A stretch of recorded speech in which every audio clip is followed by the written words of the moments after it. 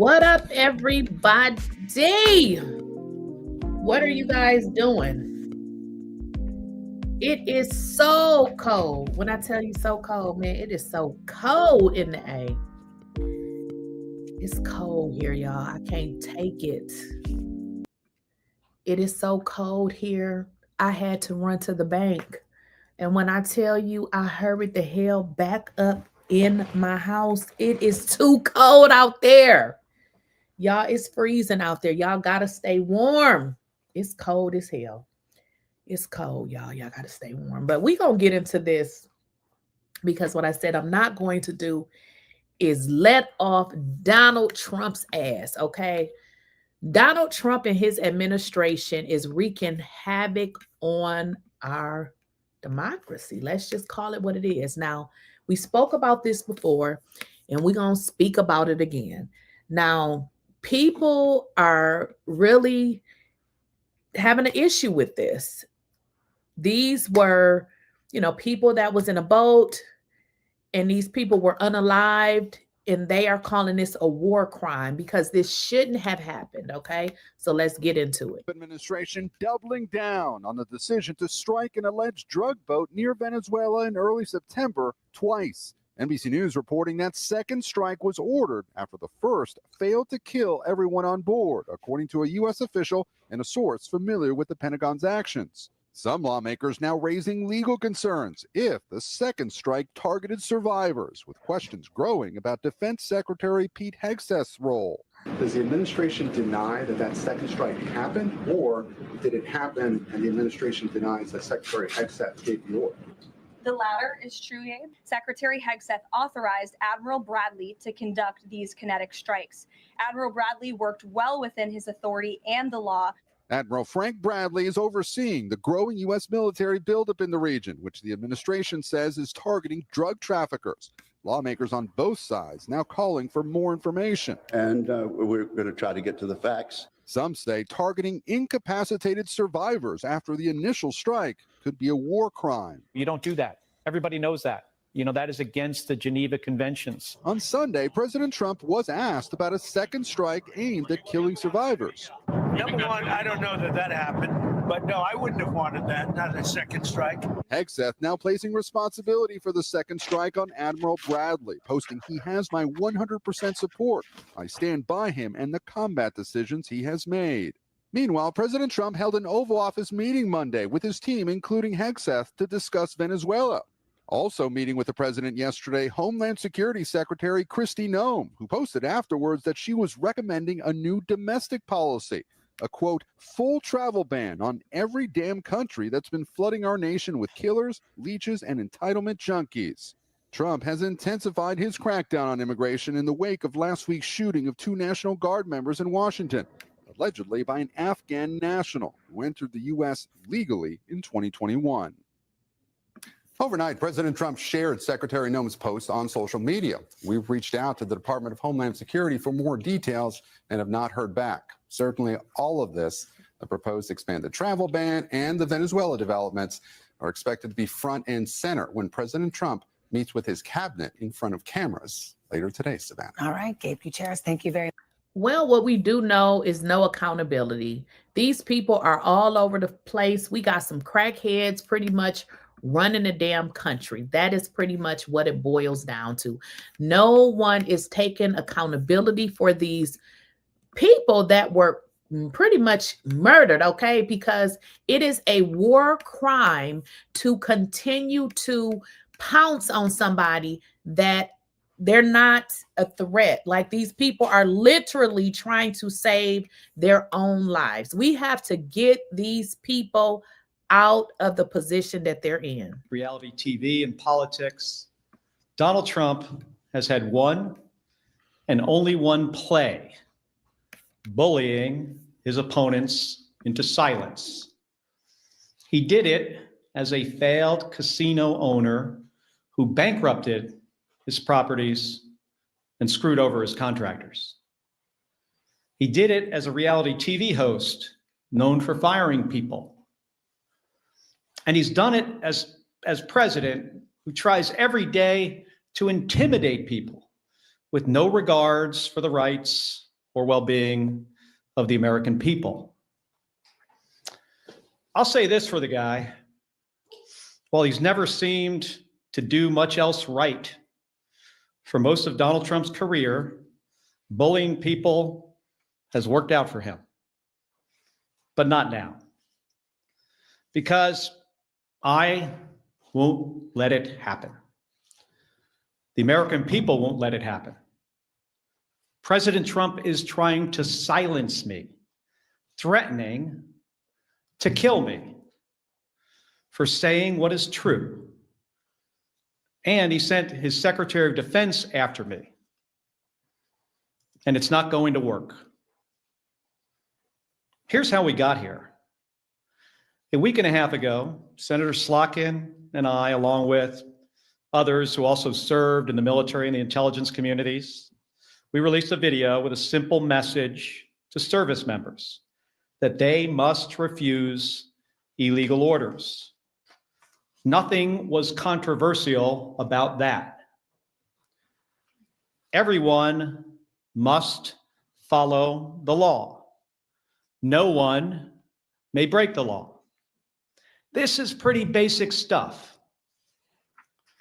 Seeing that video, here's how any other president would have responded. They would have said 2 words, of course. But that's not how this president responded. We've become so accustomed to Donald Trump's behavior that it is worth emphasizing. The President of the United States said that 2 U.S. senators and 4 members of the House of Representatives should be arrested, hanged, executed for something we said, for something that is true. My family knows the cost of political violence. My wife, Gabby, was shot in the head and nearly died while speaking with her constituents. The president should understand this too. He has been the target of political violence himself. The Speaker of the Minnesota House of Representatives, Melissa Hortman, and her husband were murdered in their home this year. The governor of Pennsylvania, Josh Shapiro, had his house firebombed this year. Then Charlie Kirk was assassinated at Utah Valley University, a place I visited just a few weeks ago with Republican Senator John Curtis. Faced with a wave like this, every other president we have ever had in the history of this nation would have tried to heal the country. But we all know Donald Trump. He uses every single opportunity to divide us. And that's dangerous. The president's words carry tremendous weight. People listen to him.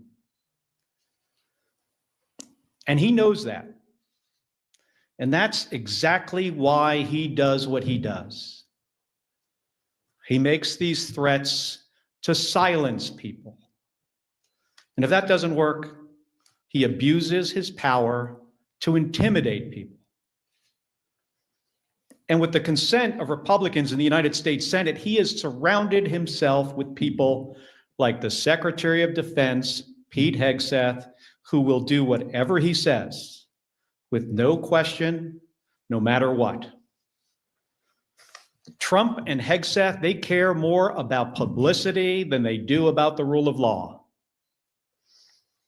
That's how I ended up finding out via a tweet that the Secretary of Defense was ordering an investigation into me. The same Secretary of Defense who has, from the moment he was nominated, has been historically unqualified for this position. The same Secretary of Defense who is reported to have ordered a second strike to kill shipwreck survivors in the Caribbean. If there is anyone who needs to answer questions in public and under oath, it is Pete Hegseth. It's a dangerous moment for the United States of America when the president and his loyalists use every lever of power to silence United States senators for speaking up. But we all know that this isn't about me, and it's not about the others in that video. They're trying to send a message to retired service members, to government employees, to members of the military, to elected officials, and to all Americans who are thinking about speaking up. You better keep your mouth shut or else. This has been a singular focus of President Trump's second term. Not addressing costs, not creating jobs, intimidating people, and going after the people he views as his political opponents. He's done it to companies. You better write a check to build my ballroom, or I might not approve your merger. He's done it with universities. You better fire your president, or I'll pull your research funding. He's even done it to late night hosts. You better not make jokes that I do not like, or I'll get you taken off the air, and I'm going to take your company's broadcast license. And he does it every week with Republicans in the House and the Senate. You better toe the party line, or I'll make sure you never get reelected. Folks, this comes at a cost. And not only to American companies, colleges, and comedians. It damages every American's freedom of speech and the balance of powers that form the foundation of our democracy. Because when Republicans in Congress are too afraid to disagree with this president, it means that his bad ideas go unchallenged. He has slapped reckless tariffs on countries across the globe, skyrocketing the cost of everything from groceries to school supplies. Republicans historically, well, at least a year ago, they hated tariffs. But when it comes to voting to undo them, they are too afraid of Donald Trump. So Americans pay more for just about everything because of spineless politicians. It's the same with healthcare costs. There are Republicans in the House and the Senate who really want to do something to prevent these healthcare premiums from spiking for millions of Americans. The solutions are simple, but President Trump says he doesn't want to. So nothing happens. Nothing except a government shutdown. It goes on and on. The president has gone too far. Everybody needs to wake up. The occupant of the Oval Office is ignorant to the Constitution and has no regard for the rule of law. Trying to silence me, in proposing to court-martial me, in threatening to kill me for fighting back when our democracy demands that we must fight back. President Trump has crossed the line. And this time, it's not going to work. I will not be intimidated by this president.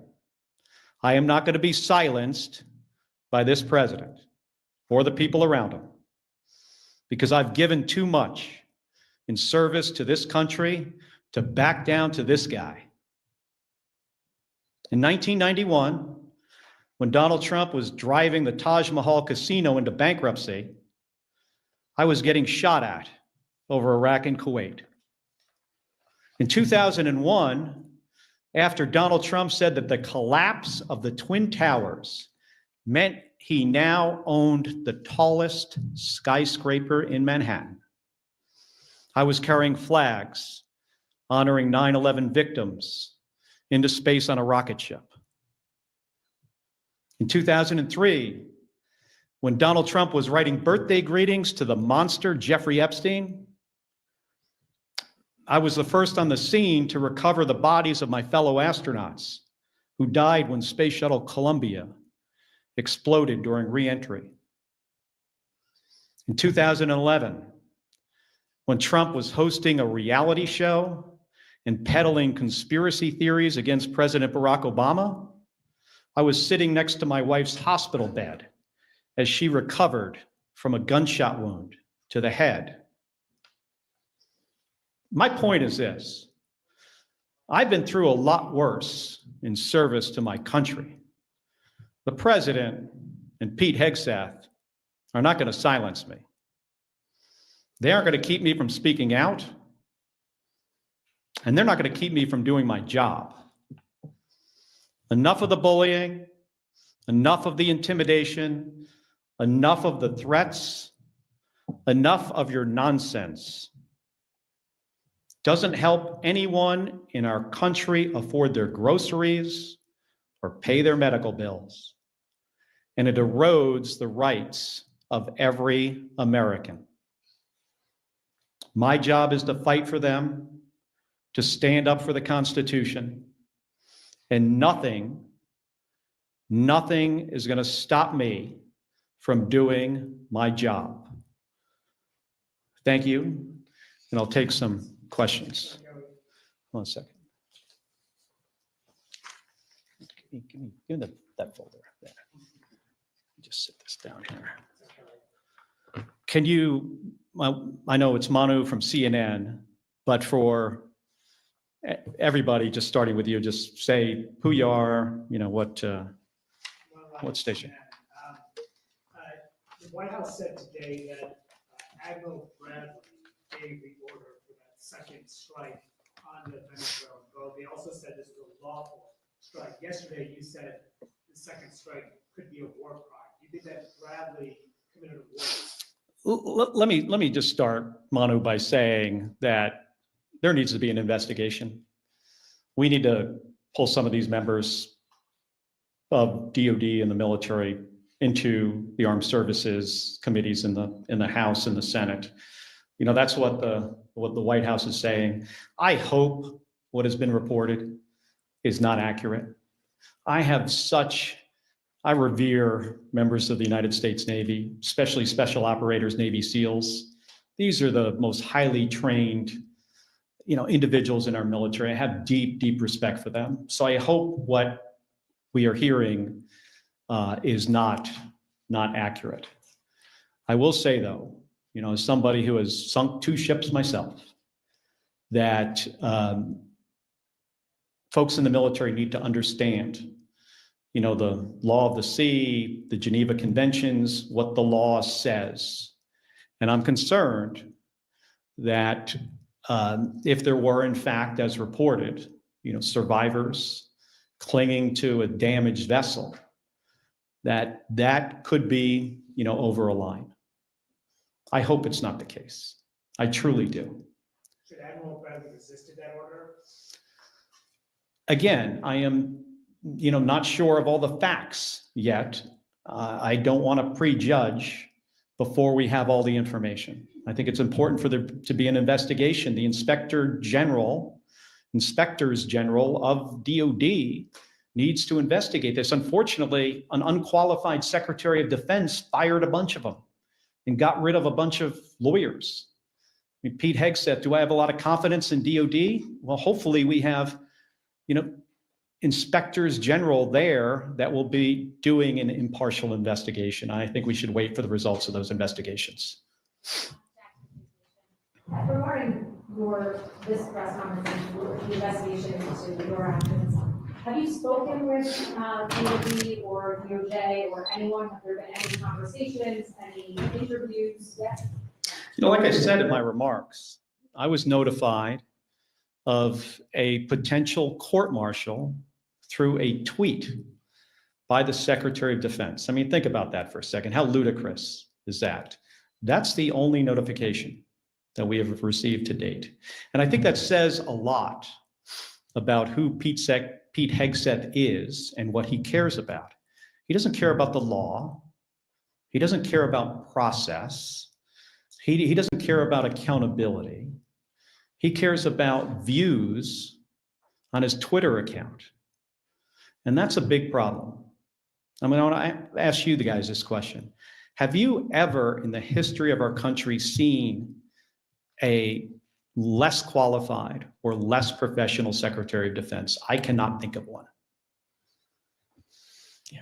Senator Kelly, Nathaniel Reed, Scripps News. Are you concerned about threats on your life? Have you stepped up for your personal security and, of course, the security of your wife? Hey, I'm no stranger. You know, Gabby and I are no stranger to political violence. We get a lot of threats already. She continues to get threats. She gets threats on her life, more so today because what Donald Trump said about me 10 days ago, that I should be hanged, that I should be executed.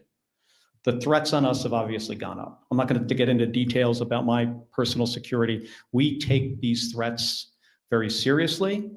And I take, you know, the threats from this president seriously. How many times in our country's history have you heard a president of the United States say that members of the Senate and the House should be hanged and executed? I mean, I can't think of one. Those words carry a lot of weight. The number of calls, threatening calls that we get into our office have skyrocketed. And they were very graphic. I mean, some of them were put, not from my office, but another member put them out there for people to hear. Ones we get are worse than that. So I take this seriously, but again, you know, that's why he does these things, because he thinks he can shut me up. I have First Amendment rights. I'm a United States Senator. I am doing my job. I'm on the Armed Services, the Intelligence Committee. He ain't gonna shut me up. I mean, he intimidates other people. I'm not intimidated by Donald Trump or Pete Hegseth or anybody else. Thank you, Senator Nicole Killian with CBS News. Are you aware, just back on Venezuela, are you aware of whether or not the Secretary has had, and Secretary Hegseth, if he's had any conversations with any members of the Armed Services Committee, and in terms of these calls to investigate, do you believe the Secretary and Admiral Bradley should appear before the Armed Services? They absolutely should appear. You know, I've talked to the chairman of Armed Services about it and the ranking member. They should absolutely appear. I'm not so confident they will. This is not an administration that tends to follow any norms. But we need to get to the bottom of this, of what happened. And we are not Russia and Iraq. I'm really concerned if the reporting is correct. Again, I hope the reporting about this incident is not accurate.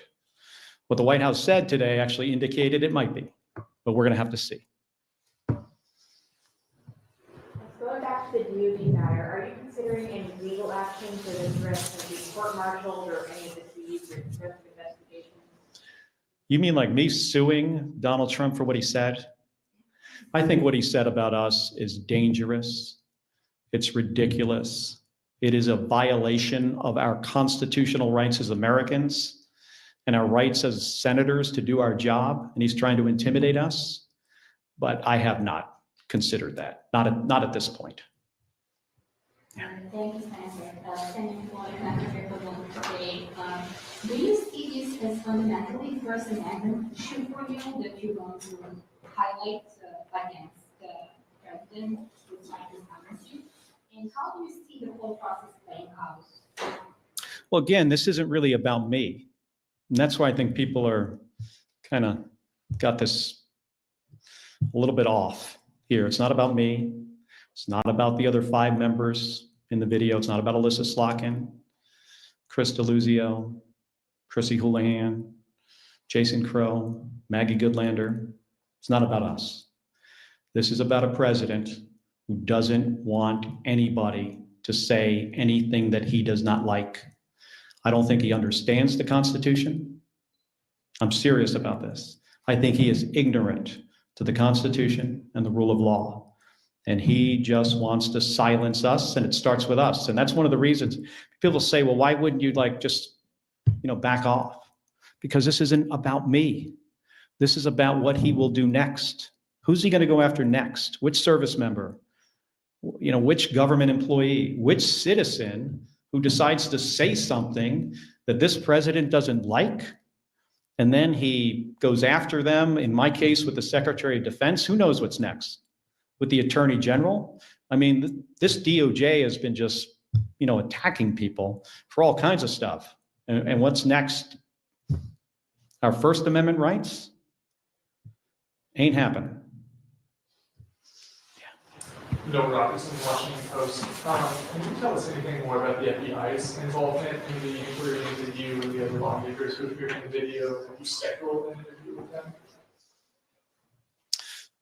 We haven't heard all that much. We got notified. I think the better question is, what is their motivation? Like, did this come from the FBI? Do you guys think the FBI, they went into their meeting that morning and said, of all the stuff that's going on in the country right now, we got to get right on top of this. These guys said something the president didn't like, and now we've got to do something about it. Or do you think it's possible that the president told his FBI director to tell the FBI agents to reach out to these guys? So I think this is a good question for you. All of you in here should be asking the FBI those questions. I don't have the answers to them. Yeah. Can you tell us anything more about the Senate Armed Services Committee's inquiry into the September 2nd strike, the nature of the request for information submitted, what information has been sent back from DOD so far in your conversations with the chairman? Well, we had a brief on the first 3 strikes. And I have said this, before 10 days ago, that they're tying themselves in knots trying to explain why this entire operation is legal. And I imagine eventually, I hope you have an opportunity to see the legal argument that they made to do this.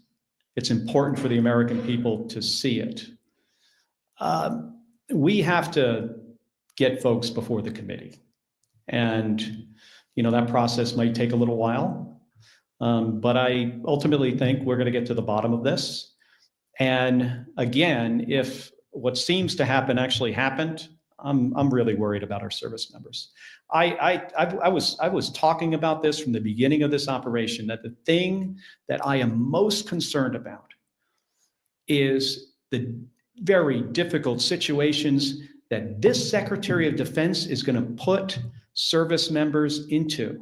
And it's because this guy is so unqualified for the job. I mean, think about this. He runs around on a stage talking about lethality and warrior ethos and killing people. We have the most competent, capable military this planet has ever seen by far. That's not the message that needs to come from the Secretary of Defense. The message should be about what's our mission and accountability and the rule of law and training. And let me make sure you're equipped to do really hard jobs. Let me give you all the tools you need to do something that often is an impossible mission. And instead, he runs around on a stage like he's a 12-year-old playing Army. And it is ridiculous. It is embarrassing. And I can't imagine what our allies think of looking at that guy in this job, one of the most important jobs in our country. In my view, after the President of the United States, it is the next most important job. He is in the National Command Authority for Nuclear Weapons. And last night, he's putting out on the internet turtles with rocket-propelled grenades. Have you seen this? This is the Secretary of Defense. This is not a serious person. He should have been fired after Signalgate. And then every single day after that.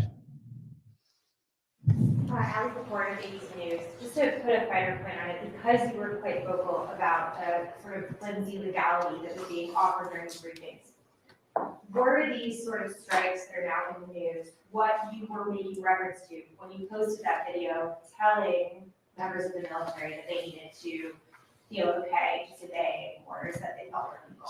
Based on who this president is and who the Secretary of Defense is, and specifically things that the president has said in the past and things he was talking about doing in the future. Let me give you an example. 2016, he's talking about something on a debate stage that was clearly illegal. And he was reminded by Brett Baer from Fox News that that would be an illegal order. Military won't do that. You know what the president's response was to that? The military will not refuse my orders, implying that even if they are illegal, they will not refuse them. He's also talked about shooting protesters in the legs. Then he's talking about deploying more troops to American cities and using those cities as training grounds. Do you know what that means? That means using the American people for the military to train on. So we were looking forward to try to head something off at the pass that could have been really, really bad. So it wasn't about this specific thing. The NDAA conference report is set to come out later this week, over the weekend, or early next week. In addition to that, you all have not yet conferenced out the defense appropriations bill for the current fiscal year. Do you see either of those as options for you and other lawmakers concerned about the Defense Department, the actions in Venezuela, and other situations to address those legislatively in either the NDAA or defense approach? Well, I think it could be if we could get bipartisan support to do something like that. Sure. That's sometimes challenging because, you know, remember, my Republican colleagues, not all of them, but most of them, are fearful of this president. They do not want to cross him. I mean, they see what just happened to me. I said something that he did not like, and he said, I will be hanged, executed, prosecuted. He doesn't even have the order right. Yeah. Michael Chanel with MS Now. You mentioned earlier that the video was meant to tell service members something that's already law, that they're not required to obey, to act on legal orders. Since it already is the law, and presumably service members are aware of the law, why did the six of you guys feel it was necessary to make the video? Well, I think it's good for people to get a reminder. And we wanted to show that we had their back and we understood the situation they were in. Pretty simple. And we said something that is in the Uniform Code of Military Justice. According to the law of armed combat, we stated something pretty simple. Every service member doesn't hear these reminders as frequently as other service members. So we felt it was important to say under the circumstances. Right here. Thanks. Yeah. Thank you, Senator. Joe Capponi with the Associated Press. When you participated in the video, did you expect that the president would respond? Was that part of your expectation? We did a video before that he did not respond to. I was really surprised that he responded at all. And I thought if he was going to respond, so what I just said when I gave my remarks, I thought he would have said, of course, members of the military shouldn't follow illegal orders. So when he said, I was sitting in the skiff next to Alyssa Slotkin, by the way, when somebody comes in with a little piece of paper and it says, I could see what it said on it as it was handed to her, President just called for your execution. She leaves the room. 5 minutes later, she comes back. She says to me, he's called for your execution too. That was not the response we expected. Two questions. As you say, you're still gathering the facts, still not clear exactly what happened here. But if the Secretary of Defense did issue an order to kill people after on the second strike like this, is that an impeachable offense? Taking apart the numbers in the House, but in theory, is that a potentially impeachable offense to you? And then second, healthcare. Short time here to figure out what's going to happen in healthcare. Just what's your involvement right now in response to this accident? Well, on the first question, I think that's a question for attorneys. I am not an attorney. I don't pretend to be one. That is true. Of course, I do not know the specifics on that part, of the law about impeachment. And again, let me remind folks that we're in the early days of this. And I think it's important to get all the facts for we to understand exactly what happened. Again, I hope what is being reported is not the case. But there needs to be an investigation, and we are a country of laws. Despite the apparent situation we're in with a president of the United States who, in my opinion, does not respect the law. We're a country of laws. We got to hold people accountable. On the healthcare, situation, we've got some time. I'd like to see a bipartisan solution because millions of my constituents, the people I represent in Arizona, and millions of more people across the country are not going to be able to afford their healthcare. And they're one accident or illness away from bankruptcy. People lose their health care, they die. We can fix this. We have time to fix this. We know what to do. But again, doesn't seem the president of the United States wants to do anything on this. If he wants to help the American people, he should engage with the United States Congress on fixing this spiking of premiums, fixing this issue. Have you, Liz Ruskin, Alaska Public Media, have you received messages of support, public or private, from your Republican colleagues? Yes, and some of it's public. Can you tell us a bit about those? Well, some people put out statements, and I got some private calls, which I will not get into. But there are some, you could Google it. There are some, positive, but we're in an unfortunate period here where we have a president that does not like to be crossed. And if he's going to say to a U.S. senator that you should be executed for what you say, that sends a very chilling message, not only through the United States Senate and the House to Republicans, but across the entire nation. Thank you, Senator. Ryan Schmelz from Fox News Radio. I wanted to see whether it's the FBI or the Department of War, a lot of them are requesting hearings or investigations with you. Are you planning to cooperate if that is the case? I will follow the law. Yeah. Jim Kuzingar with the Boston Globe. You mentioned that some of your Republican colleagues have been bullied by the president. With regards to the boat strikes in the Caribbean, what's your level of confidence that this investigation in the Senate Armed Services Committee will go forward and get to the truth?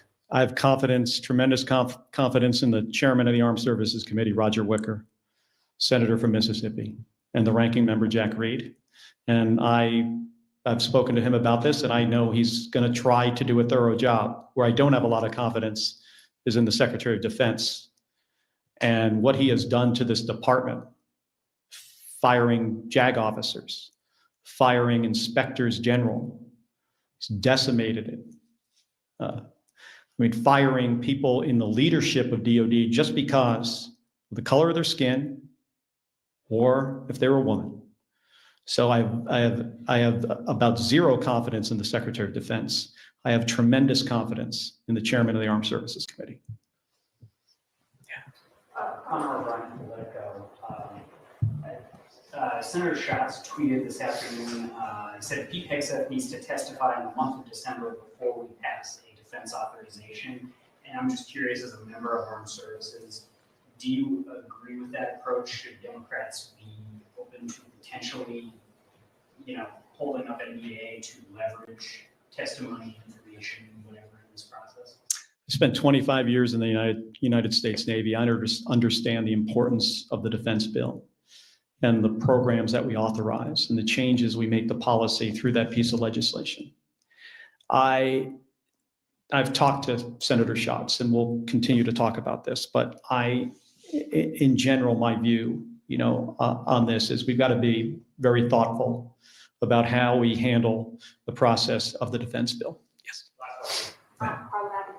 Just to clarify, you were not briefed on the double tap of the first strike. None of your briefings have included that. If Hegseth will not testify, will you call on Admiral Halsey of Southcom to come in and testify? And then lastly, on Venezuela, should the United States strike inside Venezuelan territory, do you think that is legal? So I'm going to have a conversation with the chairman and the ranking member about who specifically, we bring in to testify, whether we do it in public or not. I would generally prefer public hearing. We should probably do both. One in a classified setting, one publicly, so the American people could see. I'm still trying to figure out the justification that Donald Trump has if he was to, conduct kinetic strikes into Venezuela. What's the goal? Why hasn't he communicated this to the American people? That's the job of the president, to lay out a case before we go to war. And if it is about removing Maduro, how do you square that with pardoning Juan Hernandez, who is basically the same guy from a different country, who got sentenced to 45 years in prison, and he's barely been there? He's probably hasn't even gotten settled in yet. And the president's going to release him? Doesn't make any sense. And I'll tell you what, regime change as a policy of the United States generally in our history has not worked out well. Think of South Vietnam. Think of the Bay of Pigs, Iraq and Afghanistan. It results in the deaths of U.S. service members without the intended outcome. And in this case, I don't even think we know the intended outcome. President needs to make a case to the American people when he is about to put thousands of American men and women in harm's way. This is not the way to manage the U.S. military. Hey, I want to thank all of you for spending the time here today. I'm sorry the room is so warm in here, but... And pretty much, y'all, we're talking about, if you just joined and you are probably clueless as to what we're talking about, we are talking about this right here, where this boat was blew up. They said these people were barely, they were trying to survive pretty much. So they were no, targets, or they wasn't any harm to anybody. They were literally holding on for dear life, and then they bombed again, and they just pretty much killed these people. Administration doubling down on the decision to strike an alleged drug boat near Venezuela in early September twice. NBC News reporting that second strike was ordered after the first failed to kill everyone on board, according to a U.S. official and a source familiar with the Pentagon's actions. Some lawmakers now raising legal concerns if the second strike targeted survivors, with questions growing about Defense Secretary Pete Hegseth's role. Does the administration deny that that second strike happened, or did it happen and the administration denies that Secretary Hegseth gave the order? The latter is true, Abe. Secretary Hegseth authorized Admiral Bradley to conduct these kinetic strikes. Admiral Bradley worked well within his authority and the law. Admiral Frank Bradley is overseeing the growing U.S. military buildup in the region, which the administration says is targeting drug traffickers. Lawmakers on both sides now calling for more information. And we're going to try to get to the facts. Some say targeting incapacitated survivors after the initial strike could be a war crime. And that is pretty much where we are, guys. They targeted somebody that was pretty much, if there was no, it was unnecessary. So basically, that's just like you saying that you are protecting yourself and you unalive somebody, but the person had no weapon. So this is, in fact, considered a war crime. Don't do that. Everybody knows that. That is against the Geneva Conventions. On Sunday, President Trump was asked about a second strike aimed at killing survivors. Number one, I don't know that happened, but no, I wouldn't have wanted that, not a second strike. Hegseth now placing responsibility for the second strike on Admiral Bradley, posting, "He has my 100% support. I stand by him and the combat decisions he has made." Meanwhile, President Trump held an Oval Office meeting Monday with his team, including Hegseth, to discuss Venezuela. Also meeting with the president yesterday, Homeland Security Secretary Kristi Noem, who posted afterwards that she was recommending a new domestic policy, a, quote, full travel ban on every damn country that's been flooding our nation with killers, leeches, and entitlement junkies. Trump has intensified his crackdown on immigration in the wake of last week's shooting of 2 National Guard members in Washington, allegedly by an Afghan national who entered the U.S. legally in 2021. Overnight, President Trump shared Secretary Noem's post on social media. We've reached out to the Department of Homeland Security for more details and have not heard back. Sir? Of course we have not heard back. They are not accountable for nothing, right? Let's get into what Pete Hegseth had to say, because this is all about what he did. He is over this Department of War that they gave a whole new name. Why is these things happening? Let's get into it, okay?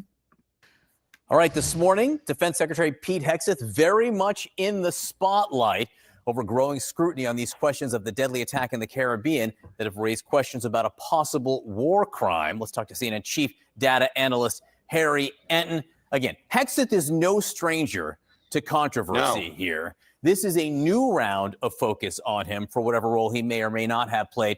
Where does he sit with the American people right now? Yeah, this is not the first time that we have covered Pete Hegseth, and there's a reason why, and that is because he has simply put not been a popular guy in the American electorate. I mean, Pete Hegseth's net favorability in the last year, positive. There have been no polls in which his net favorability has been positive. Every single poll that I could find in the Roper Center archives has his net favorability in the negative. From when Donald Trump first nominated him nearly a year ago or about a year ago to now, every single poll has found that the American people are more likely to dislike than like him.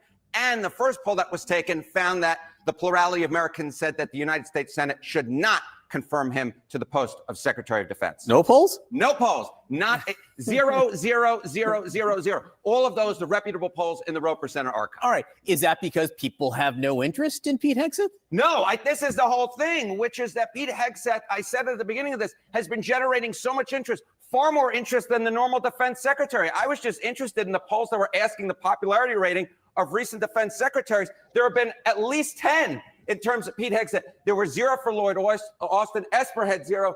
Mad Dog Jim Mattis had only 2. This is extremely unusual for a defense secretary to be generating this much interest, especially when we're not at a time of war. You have to go all the way back to Bob Gates to find this many polls asking about the popularity rating of a defense secretary. And of course, Bob Gates served 4 times as long so far as Pete Hegseth did. And of course, that was during a time of war. Okay, so given this new round of controversy swirling around Pete Hegseth, what are the markets saying about his chances of sticking around? This is, I think, a great chance to use the prediction market odds. Chance to be the first to leave Trump's cabinet. Pete Hegseth, on Friday, it was just 18%. It's now doubled. It's now doubled to 35%, given the recent controversy, John Berman. So a lot of folks out there who are putting their money where their mouth is think there's a far better chance that Pete Hegseth exits the cabinet now, being the first one to back on Friday. And one last thing, Mr. Berman, just to put this into some perspective for you, the chance to be the first to leave Trump's cabinet, Pete Hegseth, 35%, Pam Bondi, just 10%. And then we've got this gentleman over here, Steve Myron at 8%. But again, that 35% way higher than the 10, this doubling. You were very interested in it. Doubled in the last few days. That does tell you something. Harry Enton, great to see you this morning. Lawmakers from both parties are pressing the Trump administration for answers over the legality of a follow-up strike on an alleged drug boat in the Caribbean. The question is, did the U.S. commit crimes? Who is responsible, if so? Joining me now from Capitol Hill is Senator Jack Reed, who is the top Democrat on the Senate Armed Services Committee. Thank you so much for being here, sir. It was really interesting to see over the weekend the statement that came into my inbox from you and the Republican chair of the committee, Senator Roger Wicker, together vowing to investigate these strikes. First, what are you hoping to get? Tapes, transcripts? Well, we've requested previously, both Roger and I, for a whole litany, beginning with the videotapes, going to the after-action reports, the exhorts. Many of them are required by law to be given to the committee, and they've avoided that law. They've ignored it. So we need information because we have to make a judgment of whether this operation is legal, not just the individual strikes, but the whole operation. And then, of course, the attention is now being focused on one of the strikes and the possibility of criminal activity. Senator Wicker, the chairman, said this morning to Manu Raju that he expects that the committee will get full access to everything that you just discussed. Do you share his optimism? Well, I hope so. Again, the chairman has taken a very thoughtful and in many cases courageous step to insist that we get this material. One of the reasons why I'm so confused that they won't release the material is that they have video of the entire operation of all these strikes, then they could essentially and effectively dispute the allegations that have already been made. So I'm very suspicious that they've never shared that tape with us and that they are consciously trying to cover up what took place. Why do you think that is? Because I think there's serious issues of legality under United States law, under the Uniform Code of Military Justice, which governs military personnel, and under international law. And I think that is one of the factors that they're considering. Senator, I want you to listen to Pete Hegseth. He is in a cabinet meeting currently with the president, and he had a chance to speak, and he spoke to what is going on in the operation and specifically kind of this controversy. Take a listen. And we've only just begun striking narco boats and putting narco terrorists at the bottom of the ocean because they've been poisoning the American people. We've had a bit of a pause because it's hard to find boats to strike right now, which is the entire point, right? Deterrence has to matter, not arrest and hand over and then do it again, the rinse and repeat approach of previous administrations. This is meant to get after that approach. And I will just end by saying, as President Trump always has our back, we always have the back of our commanders who are making decisions in difficult situations. What does that tell you? Well, it tells me that he is still propagating the line that this is a critical and decisive and effective way to stop drugs coming in. And first of all, drug trafficking is a law enforcement issue. We currently have the Coast Guard and others who are operating in the Caribbean, disrupting the trade. That could be enhanced, and rather than spending millions of dollars doing that, they're spending it on military activities. And he forgot to mention that we have a carrier task force group in the Caribbean. We have multiple destroyers. We have a Marine Expeditionary Unit that does not have anything to do with drug interdiction. This is, I think, just an incredibly challenging situation, and the fact that it's bad strategy, it's bad law enforcement, and it could be a serious crime in the law of war. Effectively, what it sounded like he was saying is that the ends justify the means, that there are fewer boats coming because they're scared, because people are getting killed. Well, first of all, let's put it in perspective. Fentanyl is the #1 drug that is killing Americans. It does not come from Venezuela. Right, it this comes is through apparently Mexico. mostly cocaine. This is mostly cocaine. They are a transit point for cocaine shipments. A great many of those shipments go to Europe as well as the United States. And, knocking off a speedboat with perhaps a ton of cocaine is not going to decisively disrupt the cocaine trade coming out of Venezuela. More intensive interdiction with increased Coast Guard participation would be a better approach. The other issue, I think, is that, one of the factors that drives use in the United States is demand. And most narco traffickers are not in those boats. They pay people to do that. And usually people are not significantly involved with narco trading. It's the way they make money. Mm-hmm. And rather than doing that, we should spend a lot more resources on law enforcement in the United States, They're actually cutting that back in terms of federal intervention, and also medical care and therapy that will get people off drugs and prevent them from dying because of drug addiction. Senator Jack Reed, thank you so much for being here. Please let us know, obviously, as soon as you get those tapes and that information, that you can share it with us, because a lot of people have the questions that you have. Well, as you guys can see, nobody is being honest. We want to know, why did they blow up the boats and basically unalive these people, and come up with this bullshit story and tell us that that is what happened, when we know, based on what they're saying, because liars, when you lie so much, you really can't keep up with your lies. But what is Donald Trump saying? Donald Trump is, unfortunately, he still is the president. Incompetent, yes, but he is still the president. What is he saying? What is his take on this? Pretty much he ain't saying shit, because he doesn't care. Mr. President, as you said, it has been a historic year at the Department of War. Recruiting and retention over this year are at the most historic levels our country has ever seen. I had a chance to be on a aircraft carrier destroyer over Thanksgiving. The spirit in our ranks since the election under President Trump is unprecedented. I've never seen anything like it as a soldier myself in uniform, and I know a lot of you feel the same way. We've ripped out the DEI and the political correctness. It's all merit-based at the department. We're getting back to basics: accountability, training, readiness, lethality, and that's reviving that spirit.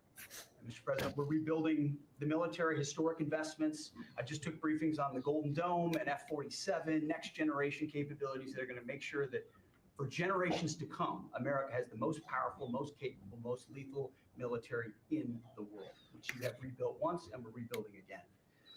And then we're reestablishing deterrence and credibility. If you look at what happened, we deal with every day the outcome of what happened in Afghanistan, the debacle under Joe Biden. We just dealt with it in the streets of Washington, D.C.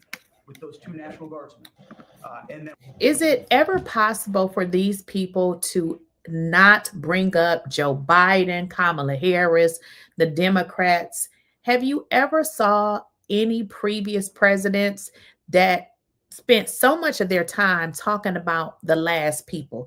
This is how you know that these people are freaking incompetent. Why come we can't move forward? Y'all still looking back, making up lies, talking about stuff that really never happened, but yet we're still in the same place. what happened on October 7th with Hamas, what happened in Ukraine, a war that never would have started under President Trump, we're having to rebuild that. So whether it's freedom of navigation and taking the fight to the Houthis, whether it's Midnight Hammer, those beautiful B-2s going 37 hours back and forth, undetected, delivering with precision, and Iran not getting nuclear capabilities, Europe and NATO stepping up to 5%, locking down our southwest border. It's been an honor to work with Christy and Tom and everyone else down there to lock it to zero, operational control of our border.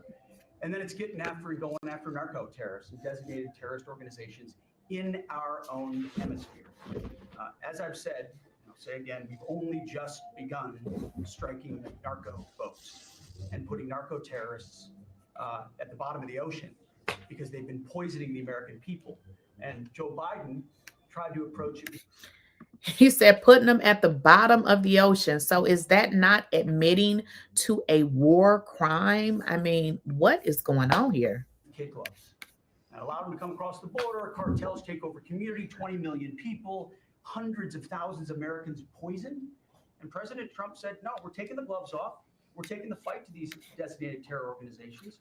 And it's exactly what we're doing. So we're stopping the drugs, we're striking the boats, we're defeating narco terrorists, and we're standing. And you may say one thing, that drugs coming in through the sea by sea are down 91%.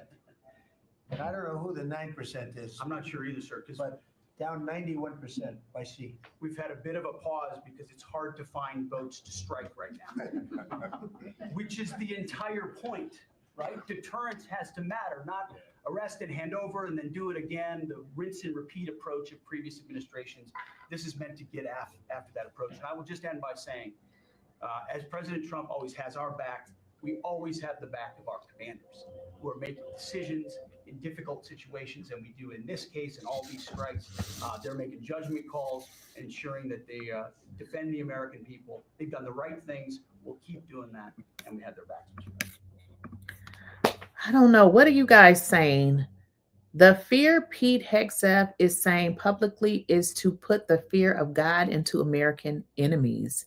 Hence, his title was changed to War Rather Than Defense, and the soldiers are warriors, not social workers. Whatever. So y'all let me know what y'all think in the comments with regards to this, because it looks like, you know, we'll be talking about this at least for the next, we got 1 year down, at least for the next 3 years, because we have a whole clown president and his cronies.